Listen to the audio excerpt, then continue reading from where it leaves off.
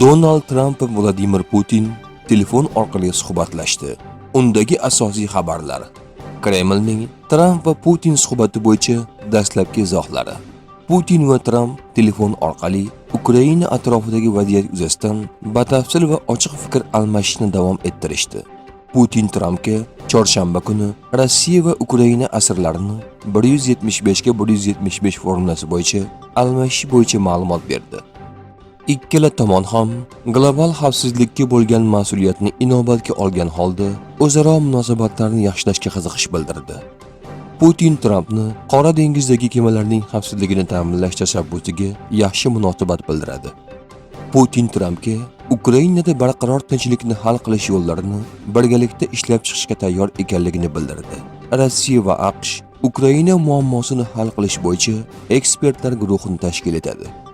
Putin Trampning Rossiya va Ukraina energetik infratuzilmasiga zarba bermaslik bo'yicha 30 kunlik o'zaro kelishuv g'oyasini qo'llab-quvvatladi va bu bo'yicha harbiylarga tegishli buyruq berdi.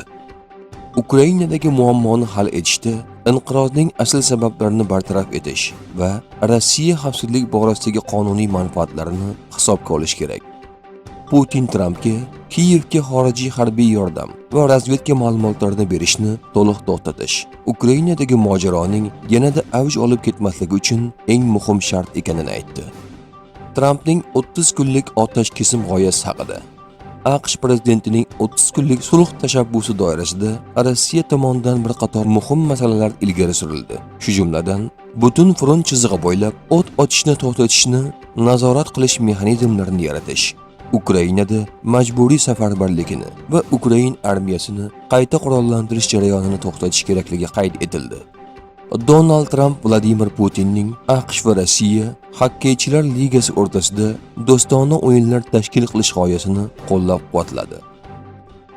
Biz Putinning ishtahasiga qaramay, uning menyusida bo'ladigan salat yoki kompot emasmiz, dedi Ukraina rahbari. Zelenskiyning boshqa bayonotlari.